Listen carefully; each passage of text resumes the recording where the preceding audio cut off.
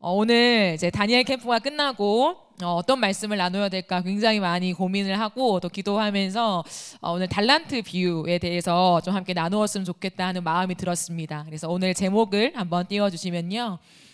주인과 종이라고 하는 제목으로 우리가 그래도 조금 익히 아는 달란트 비유에 대해서 함께 살펴보는 시간을 가지도록 할게요. 마태복음 25장에 나오는 달란트 비유가 있습니다. 우리가 주일학교 때 또 청년부도 달란트 잔치, 달란트 시장 이런 걸 하죠. 그러면서 달란트에 대한 용어는 우리가 익히 좀 잘 알고는 있습니다. 그런데요, 오늘 우리가 이 말씀을 대할 때 배경 지식이 좀 필요해요. 근데 두 가지를 먼저 좀 알아보고 오늘 본문을 좀 살펴보는 것으로 진행을 하려고 합니다. 첫 번째는 뭐냐면 방금 제가 언급한 이 달란트에 대한 용어입니다. 달란트는 무엇일까라고 했을 때 이 당시에 지금 예수님께서는 유대인들과 또 이스라엘 백성들과의 대화를 하고 계시잖아요. 근데 이 당시에 유대인 즉 이스라엘 백성들은 로마의 속국이었어요. 로마가 지배하는 그 땅에 속국으로 있었다라는 거죠. 그러면 그 당시의 모든 배경이 로마라는 거죠. 근데 로마가 당시에 사용했던 화폐의 단위들이 있습니다. 한번 띄워주시면요. 네. 가장 작은 단위가 렙돈이에요. 그래서 과부의 두 렙돈 이런 거 들어보셨습니까? 성경에서 그 렙돈이 가장 작은 단위고요. 그 다음에 고드란트, 조금 더 높은 게 아사리온, 그리고 데나리온, 문화, 달란트라고 하는 이런 화폐의 단위가 있습니다. 그러면은 이 많은 화폐의 단위 중에 그래도 기준으로 삼을 수 있는 화폐의 단위가 무엇인가라고 했을 때 제가 괄호로 쳐놓은 데나리온입니다. 데나리온은 그 당시에 노동자가 하루의 품삯으로 받는 그런 돈에 해당하는 그런 단위입니다. 그렇기 때문에 사실 데나리온이라고 하는 것은 1인 노동자의 값이 다양할 수 있잖아요. 근데 적게는 10만 원, 우리 돈으로 환산하면요, 많게는 16만 원이라고 친다면은 사실 16만 원이라고 계산했을 때 렙돈에 해당하는 돈은 1,250원. 그러니까 렙돈은 뭐냐면 내가 한 끼를 먹는데 가장 적은 양을 먹을 때에 살 수 있는 돈을 생각할 수 있습니다. 그래서 약간 1,000원 정도, 1,250원 정도를 환산할 수 있고요. 그 다음에 달란트라는 건 뭐냐면 계산을 해본다면은 한 노동자가 20년을 일해서 모은 돈. 을 얘기할 수 있습니다. 그러면은 16만 원이라고 쳤을 때 1달란트가 얼마냐면요, 10억이에요. 10억. 그러니까 10만 원 억은 이렇게 작게 측정했을 때는 적은 단위가 6억 정도, 아니면 16만 원 측정했을 때는 10억 정도에 해당하는 돈이 얼마라고요? 1달란트라고요. 우리는 1달란트 하면 물건도 못 사죠, 주일학교에서. 근데 1달란트가 10억이에요. 10억 사실은. 그래서 굉장히 큰 사실은 단위라는 거죠. 그래서 웬만한 사람들이 만지지 못합니다. 근데 역사가 요세푸스라는 사람이 있어요. 그 역사가를 통해서 우리가 그때의 배경들과 역사들을 많이 접할 수가 있는데, 요세푸스의 기록에 의하면 이 당시에 유대인들이 살았던 갈릴리 지역에 있잖아요, 1년 동안 걷어들이는 세금, 1년의 세금이 얼마냐면 200달란트였어요. 그렇기 때문에 전체 사람들의 세금을 걷어들이는 1년 동안의 숫자가 200달란트면은 1달란트, 2달란트, 5달란트는 적은 금액이 아니라는 거예요. 적은 금액이 아닐 뿐더러 사실은 굉장히 큰 금액이다라는 것을 여러분이 꼭 생각하고 오늘 본문을 읽어야지만 이 본문에 해당하는 진짜의 의미를 제대로 오해하지 않고 파악할 수가 있습니다. 그래서 1달란트는 약 우리 돈으로 10억, 엄청나게 큰 돈이다라는 것을 여러분 좀 기억하면 좋을 것 같습니다. 그런데요, 두 번째는 뭐냐면 주인과 종의 관계입니다.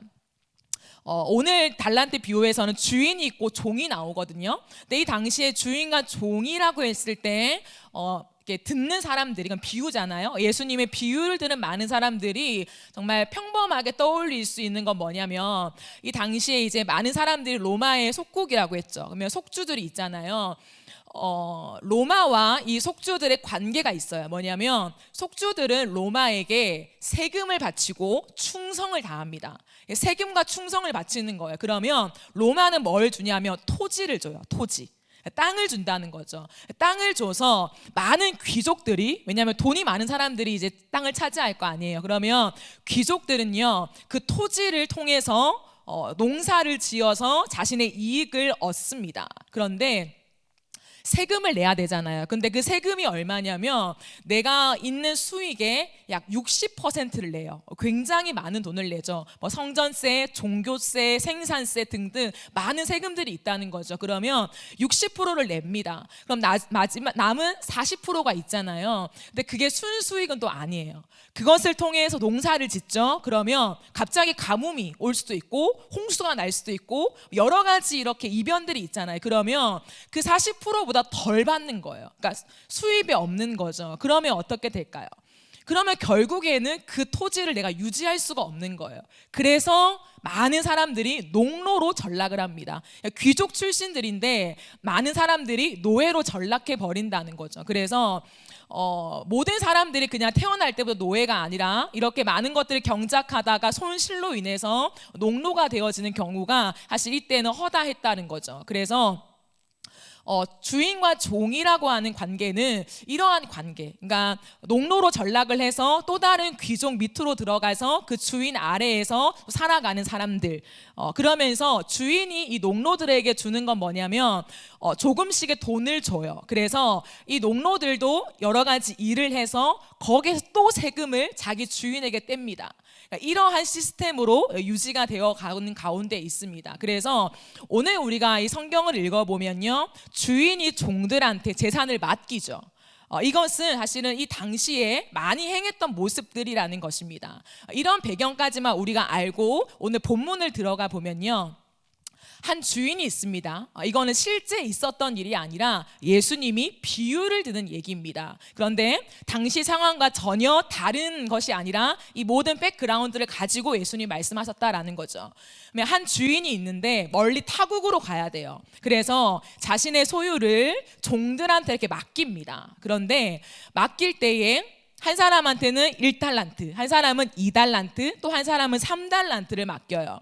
성경을 보면은 그들의 재능대로라고 되어 있죠. 이건 뭐냐면 자신들이 감당할 수 있는 만큼 주인이 봤을 때 줬다라는 것입니다. 아까도 말했듯이 이 1달란트는 적은 돈이 아니다고 했죠. 그러면은 이 돈을 맡겼습니다. 맡기고 오랜 시간 동안에 그 집을 떠나 있었다라는 거죠. 근데 여기서 왜 우리가 눈여겨봐야 하냐면 주인이 종에게 돈을 맡길 수는 있었어요, 그 당시에. 그런데 달란트의 단위로는 맡긴 적이 없습니다.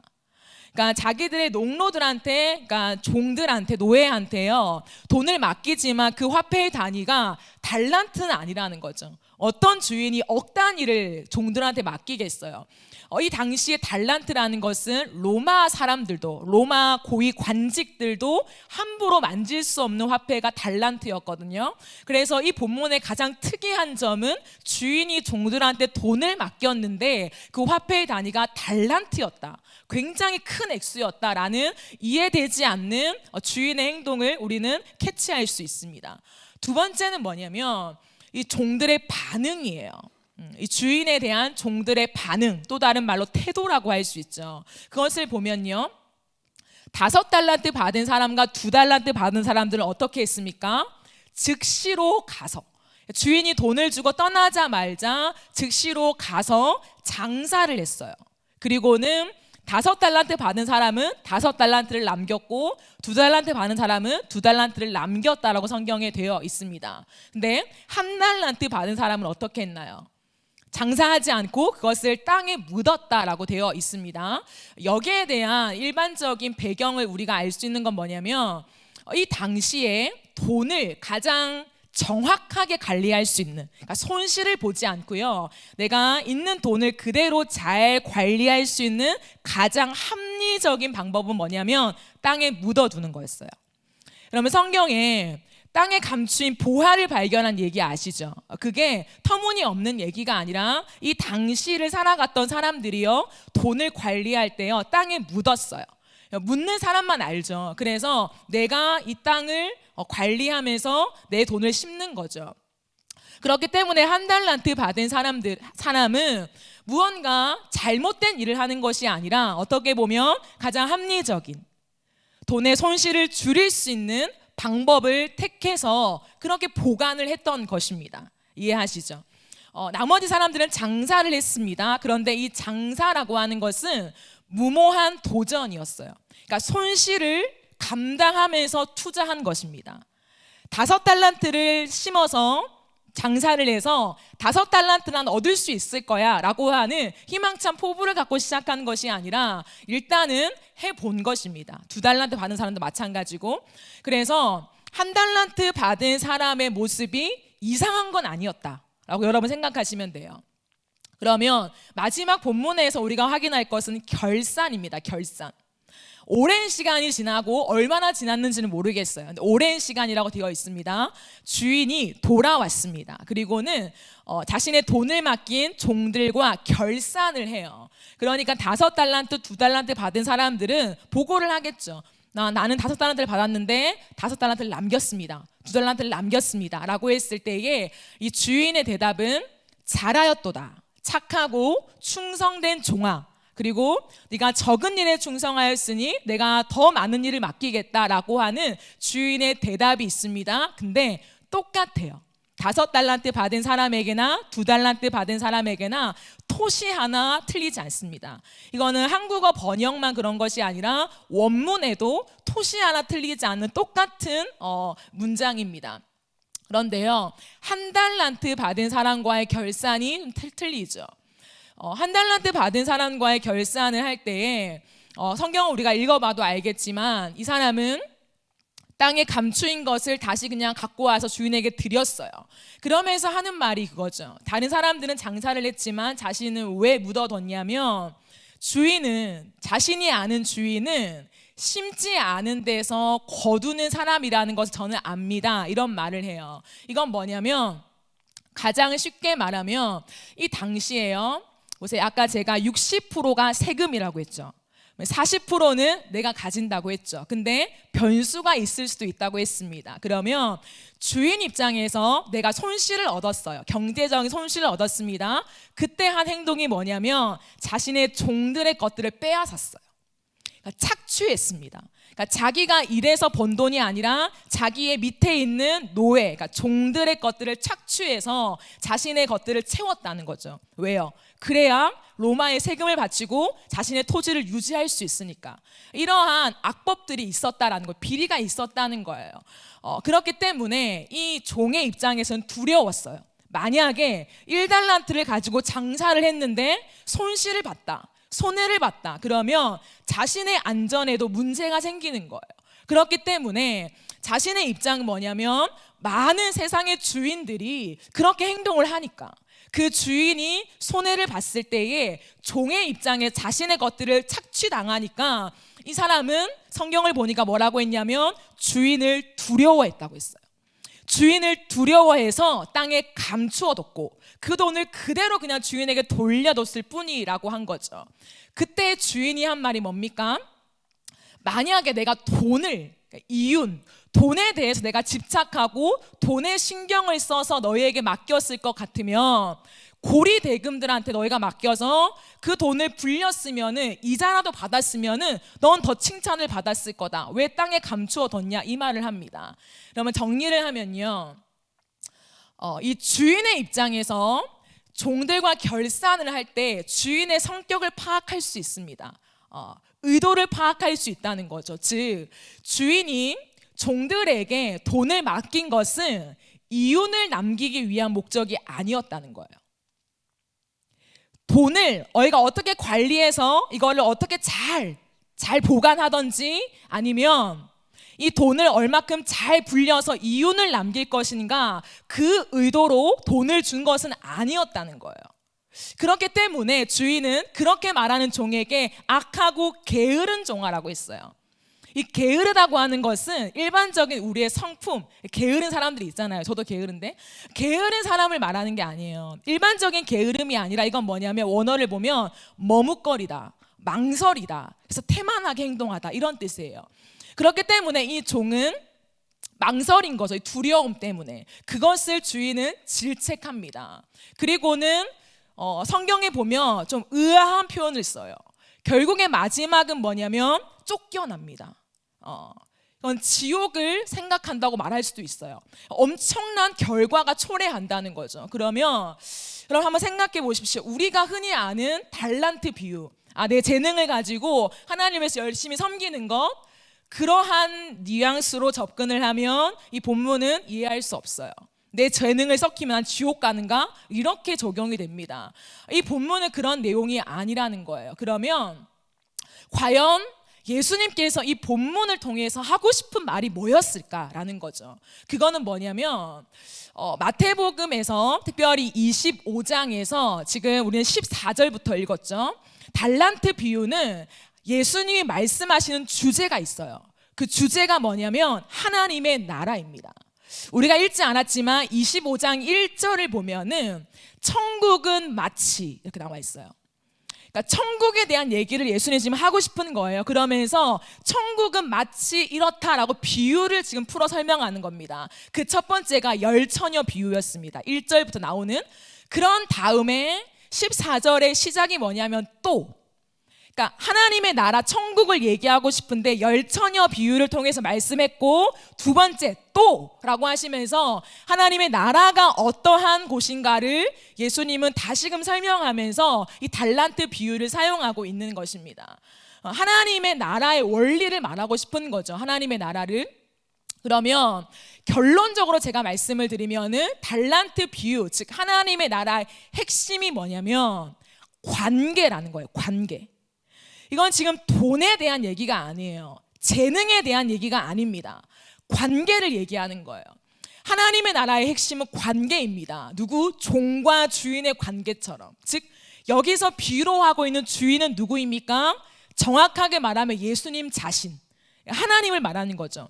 예수님 자신이 주인이고 종은 누굽니까? 우리죠.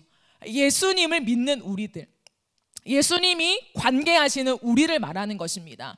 이 비유를 들어 지금 말씀하시는 거죠. 그렇기 때문에 이 달란트 비유에서 예수님의 핵심 중의 핵심은 뭐냐면 주인과 종의 관계인데 5달란트와 2달란트 받은 종은 똑같아요. 이윤을 얼마큼 남겼냐가 중요한 것이 아니라 똑같은데 뭐냐면 주인이 자신들을 어떻게 대우하고 있는지에 대한 은혜를 알았어요. 제가 처음 말씀드렸죠. 달란트라는 것은 이 당시에 종들에게 나눠줄 수 없는 화폐의 가치였습니다. 근데 주인이요, 이 비유 안에서 말도 안 되게 달란트의 화폐를 나눠주고 있는 거죠. 이건 뭐냐면 자신을 이렇게 정말 신뢰하는, 대우하는 주인의 모습을 말해주고 있는 거예요. 즉 예수님이 우리를 어떻게 대우하시는가, 그냥 다른 주인들처럼 내 밑에 있으니까 밑에 종들을 마련해 놓고 내 재정적인 손실을 봤을 때에 이 종들이 가진 것들을 착취하면서 세금을 대신 내는 그러한 정도로 주인과 종의 관계가 아니라 예수님은 나는 종인데도 불구하고 이 종이 받을 수 없는 대우를 해주시는 주인, 그것으로 예수님을 빗대어 설명하고 있는 것입니다. 주인과 종은 맞아요. 우리가 예수님을 동급으로 우리는 관계할 수는 없습니다. 예수님은 우리를 종으로 부르셨습니다. 그런데 우리를 착취하는 그러한 주인이 아니라 우리를 대우하시는, 우리를 참 신뢰하시는 그 예수님의 모습을 우리에게 말씀하고 싶으신 것입니다. 예수님은 하나님의 나라를 통하여서 우리를 부르시고요, 우리에게 내가 너를 신뢰한다, 내가 너를 이만큼 믿는다라고 하는 그 대우를 해주시면서 말도 안 되는 은혜로 초대하시는 것입니다. 제사는 자신에게 있는 전부죠. 가장 귀한 것입니다. 이것을 나누어 주면서 관리하게 합니다. 만약에 5달란트 받은 사람이 장사를 했어요. 그죠? 근데 5달란트를 남기지 못하고 만약에 손해를 보았으면 어땠을까요? 이 주인의 반응이 달랐을까요? 아니에요.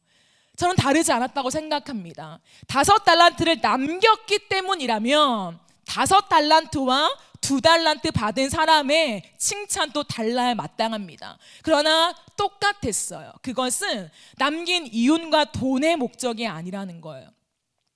이 종은 주인이 자신을 어떻게 대우하고 있는가를 알았고 그 은혜대로 즉시 가서 장사를 한 것입니다. 즉시 가서 이 주인에 대한 모습을 닮아서 무언가 액션을 취하고 일을 하고 있는 모습을 본 거죠.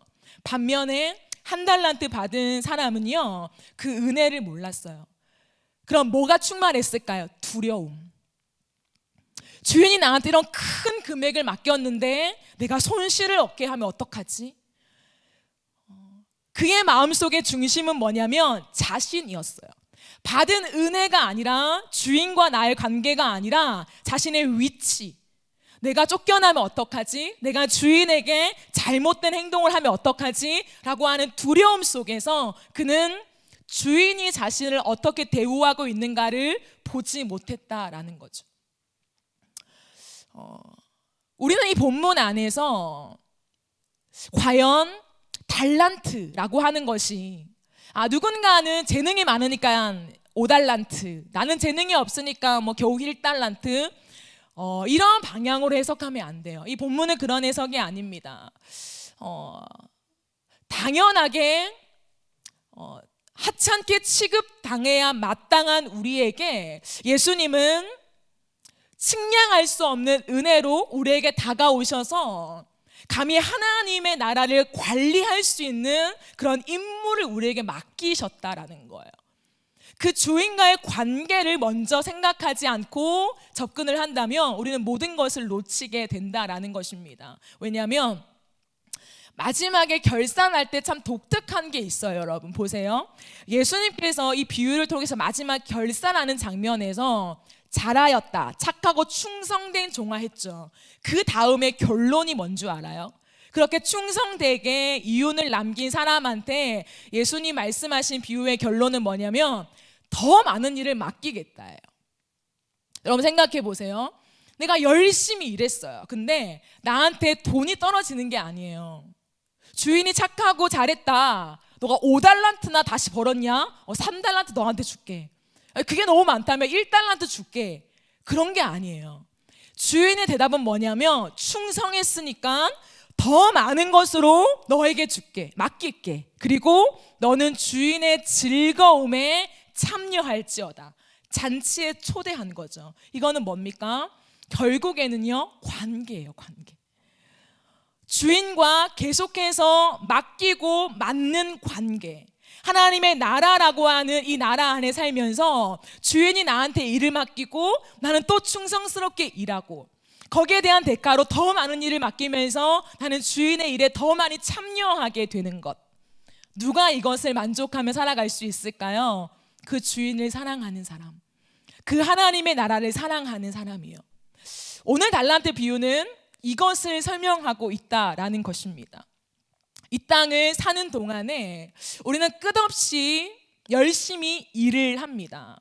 끝없이 무언가를 향해 달려가며 내 삶의 안정감을 추구하면서 우리는 살아간다라는 것입니다. 그런데 이 땅을 살아가는 동안에 내가 하나님의 나라 안에 주님이 나를 부르셨다라고 하는 시작이 되지 않으면 이 모든 성경은 나에게 이해가 되지 않는 것입니다. 하지만 가장 먼저 우리에게 선제되어야 되는 것이 뭐냐면 내 주인 되시는 예수가, 내 주인 되시는 하나님이 말도 안 되는 나를, 이 종을 하나님의 나라로 부르셔서 하나님의 나라를 이끌어 가는데 엄청난 권한을 우리에게 맡기셨다라는 거예요. 이것이 시작입니다.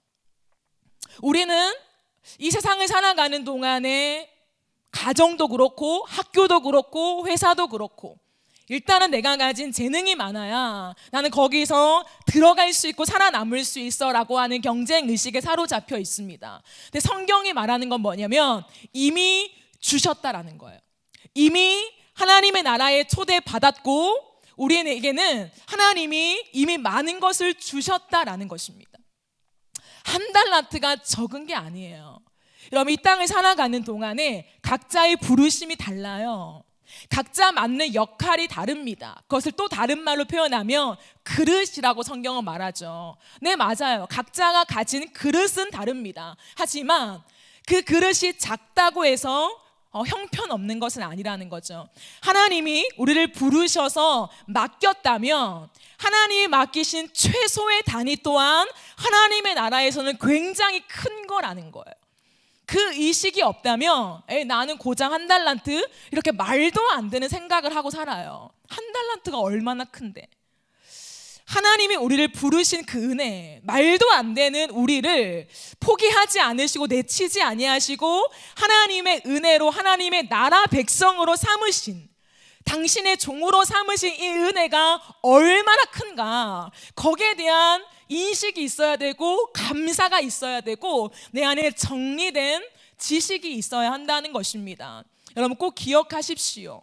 내가 세상 사람들과 세상의 기준으로 비교해 봤을 때는 형편없는 것처럼 보여도 하나님은 오늘도 왜인지 모르겠지만 나 같은 죄인을 버리지 않고 부르셔서요, 예수 그리스도의 십자가의 은혜를 주셔서 하나님의 나라 안에 들어온 백성으로 만드셨어요.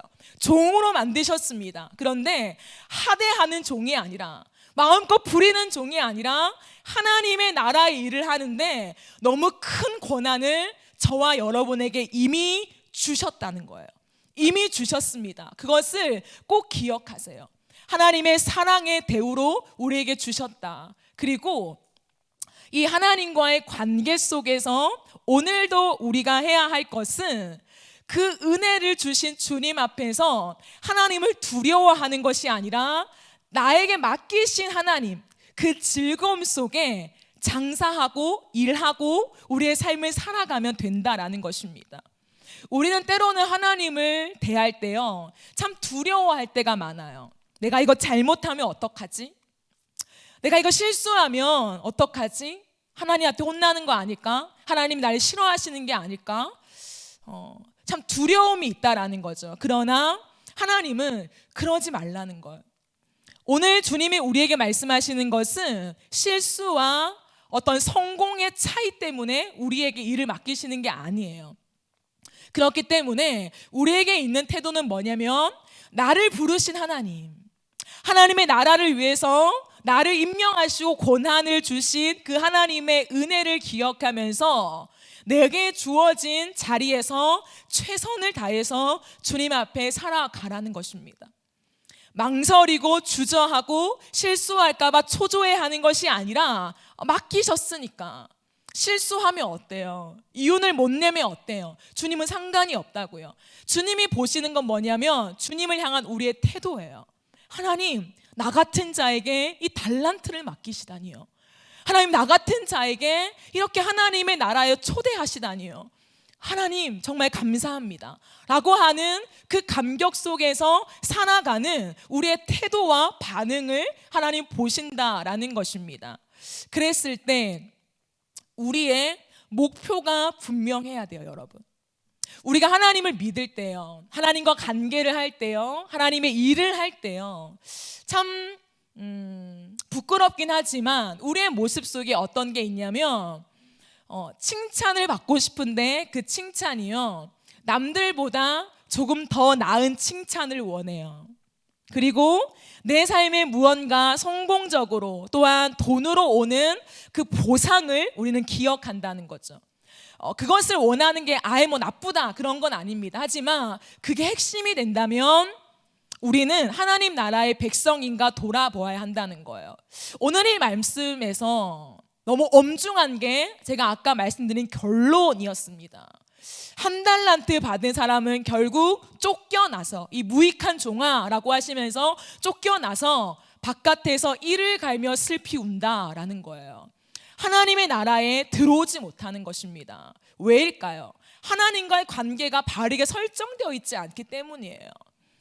오늘날 우리가 주님 앞에 교회 안에서 또한 우리의 삶 속에서 하나님께 여러 가지 부르심과 또한 임무, 역할을 받았다라고 생각하고 달려가시죠. 근데 그 속에서 내가 왜 그토록 열심히 내는가에 대한 목적이 하나님과의 관계, 하나님과 나의 1대1의 관계가 중심이 아니다. 그러면 정말 다시금 돌아보아야 한다는 거죠. 내가 교회에서 많은 일을 하고 세상에서 많은 업적을 남겼을 때 누군가가 야, 정말 너는 대단해, 너는 정말 없으면 안 되는 사람이야 라고 하는 칭찬이 들려질 수는 있죠. 그러나 그것이 좋아서 동기가 된다면 하나님 나라의 백성의 모습은 아니라는 거예요. 하나님 앞에서 내가 살아가는 동기, 또다시 내가 힘을 내서 그럼에도 불구하고 땀을 흘리며 계속해서 이 길을 걸어갈 수 있는 동기는 무엇이냐면 받을 수 없는 나에게 은혜의 대우를 해주신 내 주인에 대한 명확한 의식이 없다면 어렵다는 거예요. 오늘도 나 같은 자를 살리시고 역할을 주신 그 주인에 대한 감사와 감격과 그 주인과의 관계, 그래서 그 주님을 위해서 더 많은 것들을 맡김 받아서 내가 충성스럽게 주님과 함께 무엇하는 것? 동역하는 것. 그것이 나에게 기쁨이 되지 않는다면 나의 열심은 하나님의 나라와는 무관하다는 거예요. 내 열심을 통해 칭찬을 들을 수는 있습니다. 일이 잘 될 수는 있어요. 하지만 하나님의 나라와는 무관합니다. 교회 안에도 마찬가지예요. 나의 열심으로 무언가가 잘 될 수는 있습니다. 겉으로 보이기에요. 그러나 하나님의 나라와 우리가 봤을 때에 뭔가 잘 되는 것은 일치하지 않을 수도 있어요. 우리는 숫자가 많이 모이고 무언가 사람들이 움직임이 잘 되고 그렇게 된다면 와, 공동체가 산다, 뭔가 하나님 일이 잘 된다 라고 생각할 수 있죠. 그러나 하나님의 관점에서는 꼭 그것이 하나님 나라가 잘 되는 것이 아닐 수도 있다는 거예요. 이해되시죠? 우리는 끝없이 번창하고 겉으로 보이게 무언가가 잘 세워지는 것이 성공했다, 잘 되었다라고 말합니다. 근데 하나님의 나라는 그렇지 않아요. 하나님의 나라는 관계입니다. 그 관계는 누구만 알아요? 주인만 알아차릴 수 있어요. 주인이 봤을 때 주인과 종의 관계가 어떠한가, 거기에 따라서 결과를 내고 그 결과에 대한 결산을 그들과 하는 거예요. 우리가 우리의 삶을 한번 돌아봅시다. 교회 안에서 또는 여러분의 삶 속에서 왜 그토록 열심히 살아가십니까? 왜 그토록 땀을 흘립니까? 왜 그토록 무언가를 이루기 위해서 가려고 합니까? 때로 누군가는 망설일 수 있죠. 왜 망설입니까? 왜 머뭇거립니까? 왜 두려워합니까? 그 중심에 무엇이 있냐고요. 그 중심에 나를 부르신 주님에 대한 감격이 없다면 다시금 돌아보는 이번 한 주가 되었으면 좋겠어요. 우리의 중심에 반드시 점검하고 설정해야 될 것은 감히 하나님과 동역할 수 없는 나에게 하나님의 나라로 부르신 그 은혜를 기억하십시오. 그리고 그 주인과의 관계 속에 그 주인의 많은 이 나라를 내가 함께 관리할 수 있다고 하는 그 기쁨을 찾아가야 돼요. 그 기쁨이 없이 무언가를 할 수는 없습니다. 그 기쁨을 찾아내십시오. 그래서 하나님이 나를 보실 때에 내가 이루어낸 좋은 결과만 가지고 평가하는 것이 아니라 내가 오늘도 하나님을, 내 주인을 누구로 고백하는가에 따라서 하나님은 나의 삶을 결산하신다라는 것을 반드시 기억하세요. 그래서 오늘의 결론은, 핵심은 하나밖에 없습니다. 하나님과의 관계입니다. 달란트 잔치, 천국, 하나님의 나라의 핵심은 하나님과 나의 관계입니다. 반드시 기억하세요. 그렇기 때문에 우리의 소출이 아무런 의미가 없다 이런 말이 아니에요. 주인과의 관계가 설정되어 있으면 5달란트, 2달란트 받은 사람들처럼 더 열심히 일하게 되어 있는 거예요. 더 땀을 흘리게 되어 있습니다. 누군가 나를 알아주지 않아도 나는 주인 때문에 일을 하는 거예요. 그렇기 때문에 오늘도 여러분 점검하세요. 여러분의 열심과 여러분의 열정의 중심에 누가 있는가? 나는 왜 열심을 다하는가? 거기에 하나님을 향해서 내 안테나가 맞춰져 있지 않다면 우리는 다시금 돌아보아야 한다라고 하는 것을 여러분이 기억하면서 이 달란트 비유를 여러분 나름대로 정리할 수 있는 은혜가 있었으면 좋겠습니다. 오늘 제가 여러분과 함께 이 말씀을 나누면서 저는 그런 마음이 들었습니다. 이 땅을 살아가는 동안에 하나님의 나라의 백성이 되었다면, 하나님의 나라의 백성이 되었을 때에 나타나는 현상은 딱 이 모습이에요. 바로 가서 망설이지 않아요. 그 왠 줄 알아요? 나의 어떠함에 주목하지 않기 때문이에요. 나에게 일을 맡기신 주인에게 집중되어 있습니다. 근데 한 달란트 받은 사람은 아니에요. 자신에게 집중되어 있어요. 손실을 얻을까봐, 혼날까봐 두려워했죠.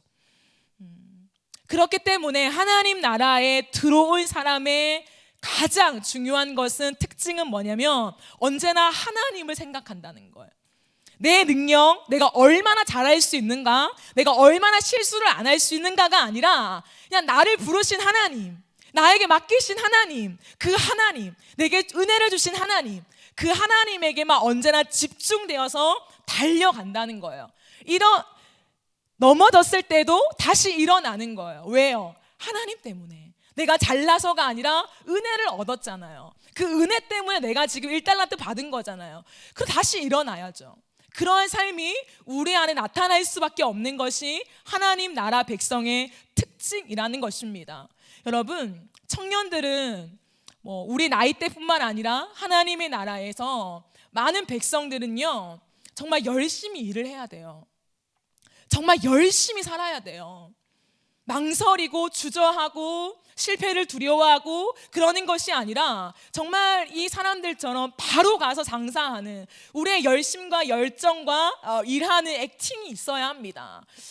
저는 그것을 여러분께 권면하고 싶어요. 하나님 앞에 받은 은혜를 아는 사람은 달려갈 수밖에 없거든요. 자신의 모습을 비추어 보면서 머뭇거리고 있는 모습들이 있다면 일어나십시오. 하나님의 은혜를 구하면서 더욱더 일어났으면 좋겠어요. 그리고 끊임없이 이 세상 속에서는 결과와 비교 속에서 우리를 평가합니다. 하나님은 절대 그렇지 않다는 거예요. 여러분, 우리는 끝없이 다니엘 캠프를 통해서 우리의 정체성을 배웠어요. 나는 하나님 나라의 백성이다. 나는 하나님의 것이다. 나는 그리스도인이다. 그거를 10일 동안 계속 배웠잖아요. 10일뿐만 아니라 몇 주를 걸쳐서 우리는 배웠습니다. 그러면 계속 생각해야 한다는 거예요.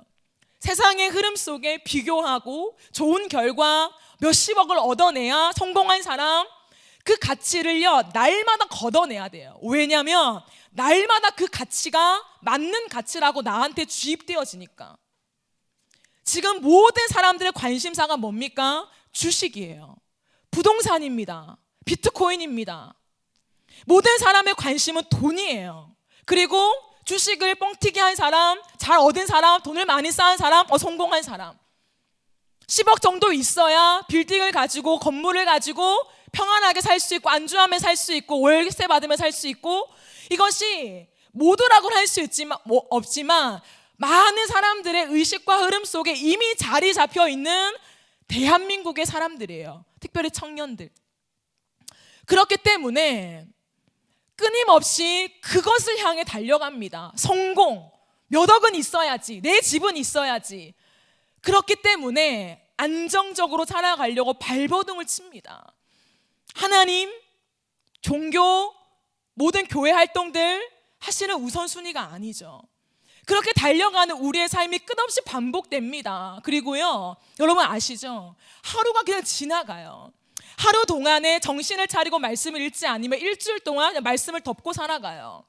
핸드폰으로 그냥 몇 절 띵 울리면서 오늘의 말씀 이런 거 한번 읽고, 그래 좋은 말씀이구나, 이걸 기억해야지 하고는 또 우리의 삶 속에 너무 바쁘고 치열하게 오는 많은 일들과 또한 얘기들 속에서 우리는 다 까맣게 잃어버립니다. 다니엘 캠프 때 받은 은혜를 가지고 내 정체성을 쌓아내는 사람들이 몇 명 있을까요? 우리는 무너질 수밖에 없어요. 그렇기 때문에 제가 말했죠, 지난주도 오늘을 살아야 한다고요. 오늘 내가 정신 차리고 내가 왜 이 자리에 있는가, 왜 땀을 흘리는가, 왜 돈을 버는가, 나는 오늘도 왜 잠을 줄이며 일을 하는가에 대한 목적이 없으면 세상 사람들과 다를 바 없어요. 그러면 하나님을 자꾸 오해하게 되는 거죠. 왜 예수를 믿는데 나만 이렇게 뒤처집니까? 나만 직장을 못 구합니까? 오히려 예수를 믿으니까 더 설 곳이 없고 갈 데가 없고 일할 데가 없고 돈도 안 모이고 양심만 찔리고, 이러한 부딪힘 속에 내 신앙이 자꾸만 고립되어지고 머뭇거려지고 넘어진다는 거예요. 그렇기 때문에 기억하라고요. 왜 사냐고요. 왜 열정을 가지며, 왜 땀을 흘리며, 왜 시간을 줄여 일을 하고 공부를 하고, 왜 그렇게 열심을 다해 가야 하냐고요. 우리에게 십자가 주신 그 예수를 통해 우리를 하나님의 나라의 백성으로 부르신 하나님의 은혜에 대한 고백이 없으면 다 무너집니다. 오늘도 우리의 삶 속에 그 하나님에 대한 은혜가 사무쳐야 돼요. 그냥 맹목적으로 앉아서 오늘도 이 찬양 하나 보다, 오늘도 이런 말씀 듣나 보다 하는 것이 아니라 내 가슴 속에 그 은혜에 대한 사무침에 대한 감사와 눈물의 고백이 없으면 하나님 앞에 은혜를 구하고 회개해야 돼요. 하나님, 오늘도 왜 내 마음은 이렇게 굳어 있습니까? 왜 하나님의 은혜에 대한 십자가에 대한 감격과 눈물이 없습니까? 하나님, 나에게 그 은혜를 회복시켜 주세요 라고 발버둥 치지 않으면 이런 미지근한 마음으로 또 월요일을 살아가요. 화, 수, 목, 금, 토 그냥 지나갑니다. 그럼 그게 우리의 일상 아니에요. 저도 그런데 우리의 삶 속에 하나님을 향한 치열한 그 은혜를 얻고 기억하고, 그래 나는 하나님 나라의 백성이야, 다르게 살아야 돼, 무조건이 아니라 그 은혜가 내 안에 채워져야 살아갈 거 아니에요. 그럼 구해야죠. 말씀과 기도 없이는 우리는 절대로 그 은혜를 얻을 수가 없습니다. 내 시간 속에 확보하고 하루에 30분은 괜찮은 사람들은 1시간은 내가 본당 와서 기도한다 결단하고, 내일부터 이 삼통째 결단하고 말씀 읽지 않으면 그 누구도 바르게 설 수 없어요. 세상이 그렇게 호락호락하지 않습니다. 버텨낼 수 있습니까, 여러분? 끝없이 들려오는데, 끝없이 내 옆 사람은 주식해서 돈이 오르는데, 몇백만 원을 그냥 버는데 나도 주식 공부해서 그렇게 해볼까? 그런 마음이 안 드냐고요. 다 들죠. 왜 사는지, 왜 돈을 벌려고 하는지, 왜 나는 몇 억이 있어야 하는지 선명한 하나님 나라의 백성다운 거기에 대한 내 목표와 내 분명한 의도가 없으면 안 된다는 거예요. 여러분, 오늘 말씀을 마무리할게요. 오늘 이 말씀은 우리가 그냥 익히 아는 누군가의 재능에 대한 달란트가 아닙니다. 내 재능과 내 은사가 얼마나 되는가 그거 아니에요. 달란트는 돈입니다. 여기에 나오는 마태복음 25장의 달란트는 돈이에요. 이 주인의 돈을, 재산을 맡기는 것입니다. 하나님은 오늘도 하나님의 나라를 이루어가는 그 많은 일들을 우리에게 맡기세요. 왜요? 은혜로, 신뢰함으로 우리에게 큰 것들을 맡기신다는 것입니다. 그렇기 때문에 1달란트도 작은 게 아니에요. 다 많은 것들을 맡기셨습니다. 그 나라를 유지하기 위해서. 그리고 맡은 자에게 구할 것은 충성인데, 그 충성은 그 관계를 바르게 알고 있는가요? 나를 부르신, 나에게 그 재산을 맡긴 이 주인이 나를 향한 대우하고 있는 이 놀라운 사랑과 은혜를 아는가? 주인은 그것을 확인하고 싶었던 거예요. 이윤에는 관심이 없었어요. 그렇기 때문에 더 많은 일을 맡길게, 우리의 관계를 유지하자, 우리가 함께 이 땅을 경작해 나가자, 그거예요. 하나님은 오늘도 하나님 나라의 백성들한테 하나님의 나라를 함께 세워가자고 해요. 그럼 이게 얼마나 큰 은혜인 줄 알아요? 왜 나 같은 자에게, 왜 아무런 그 자격이 없는 나에게, 아무런 신분도 없는 나에게, 왜요? 왜인지 모르니까 은혜죠. 그러니까 사랑을 고백하죠. 그 알 길이 없는 측량 못할 은혜로 오늘도 우리를 부르셔서 하나님의 나라를, 영원히 쇠하지 않는 하나님의 나라를 맡기셨대요. 그러게 어찌 충성하지 않을 수 있겠어요? 어찌 다시금 일어나서 세상의 가치관을 걷어내고 영원한 하나님의 나라, 세상의 질서와 다른 그 은혜의 나라를 향해 달려가지 않겠습니까? 사랑하는 청년 여러분, 다시금 일어납시다. 세상의 많은 소리가 너무나도 시끄럽게 다시금 우리 귀에 여전히 들려요. 다시금 모든 것들을 걷어내는 하나님과의 독대하는 시간을 가지면서 내 주인에게 주목하세요. 나에게 말고, 세상의 소리에 말고, 내 결산에 말고 주인에게, 나의 하나님 어떤 분인가, 하나님을 끝없이 묵상하고 그 하나님께 집중하면서 나아갈 때 우리는 머뭇거릴 수가 없어요. 다시 일어나 여러분의 삶에 땀을 흘리시고 열심히 사시고 여러분의 부르신 그 자리에서 하나님의 나라를 위해서 정말 깨끗하고 진실하게 하나님 앞에 서서 살아가는 저와 여러분 또한 이 땅의 청년들이 되어지기를 예수님의 이름으로 축복합니다. 우리 이 시간 함께 찬양하고 기도하는 시간을 가지려고 합니다.